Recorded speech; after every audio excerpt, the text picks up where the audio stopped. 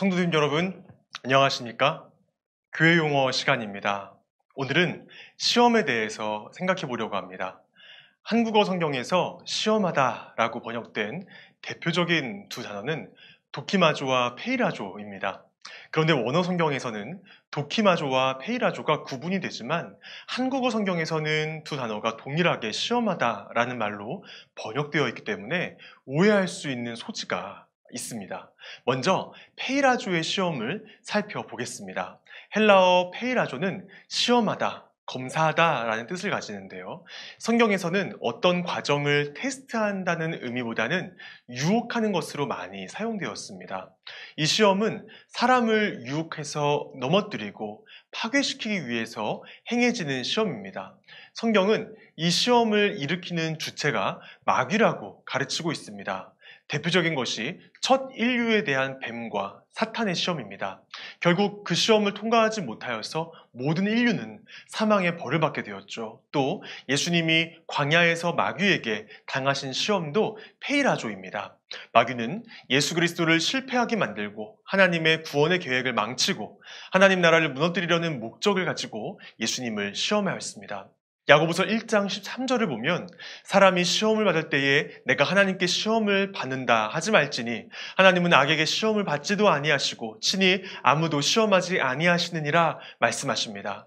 여기서의 시험이 바로 페이라조에 해당합니다. 우리가 주의 깊게 보아야 할 부분은 하나님은 우리를 페이라조 하지 않으신다라는 것입니다. 우리를 넘어뜨리기 위해서 유혹하고 시험하는 것은 사탄이고 마귀입니다. 그렇다면 이러한 페이라조의 시험이 다가올 때에 우리는 이를 어떻게 물리칠 수 있을까요? 누가복음 4장을 보면 예수님께서 시험을 받으실 때에 성령의 이끌림을 받으셨던 것을 보게 됩니다. 그 다음에 무엇으로 시험을 물리치셨냐 하면 말씀으로 시험을 물리치셨습니다. 그리고 누가복음 4장 2절을 보면 이런 표현이 나옵니다. 이 모든 날에 아무것도 잡수시지 아니하시니 날수가 다함에 줄이신지라. 예수님께서 금식을 하셨다는 말씀인데요. 금식을 설명할 때 우리가 궁극적으로 생각하는 것은 기도입니다. 즉 예수님이 금식하시면서 기도하셨다라는 의미이죠. 예수님은 성령님과 동행하시면서 말씀의 능력으로 기도하는 중에 마귀의 시험을 승리하신 것입니다.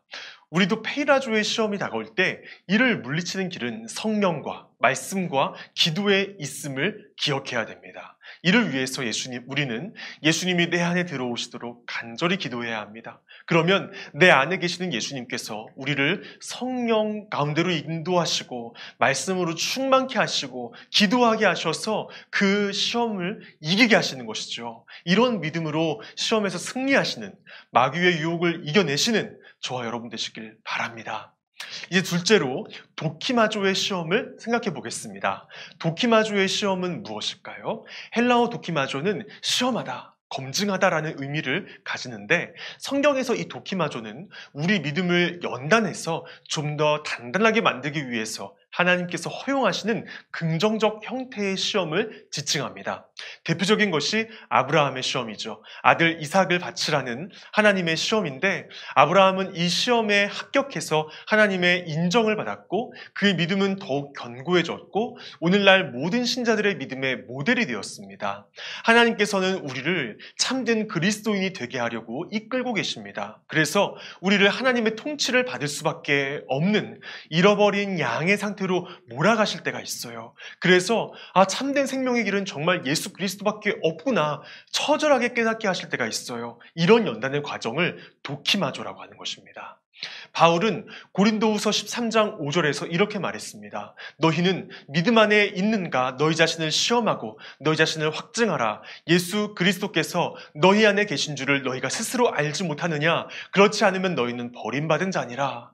성도가 시련과 환난을 당할 때에 꼭 기억해야 할 것이 있는데 자기 안에 예수님이 계신 것을 알아야 합니다. 만일 그것을 알지 못하면 버림받은 자가 되는 것입니다. 이 말을 영어 성경 NIV는 You failed the the test라고 번역했습니다.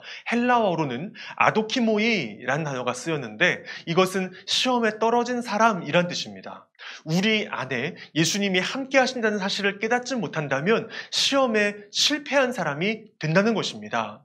성도는 언제라도 이 믿음의 시험에 직면하게 됩니다. 이때 우리가 내 안에 예수님이 계신 것을 확신하면서 그 믿음 안에서 말하고 행동한다면 우리는 시험에서 승리하게, 성공하게 될 것입니다. 반면에 내 안에 예수님이 계신 것을 깨닫지 못하고 믿지 못한다면 시험에 실패하게 될 것입니다. 이렇게 하나님께서는 우리 믿음을 확증하시려는 도키마조를 허락하시는데 우리는 이것을 하나님께서 주시는 이 도키마조의 시험을 얼마든지 받아들여야 됩니다. 이것을 통해서 우리 자신의 위치가, 믿음의 상태가 드러나기 때문이죠. 하나님께 가까이 다가선 믿음이라면 시험 당할 때에 하나님께 영광을 돌리게 될 것입니다.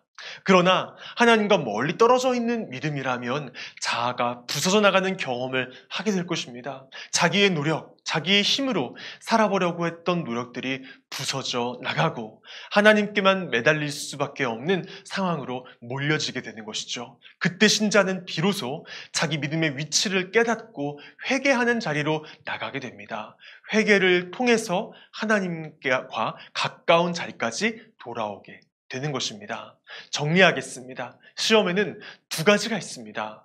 우리를 유혹해서 넘어뜨리기 위해서 마귀가 가져오는 페이라조의 시험, 그리고 우리의 믿음을 연단하시기 위해서 하나님께서 허락하시는 도키마조의 시험입니다.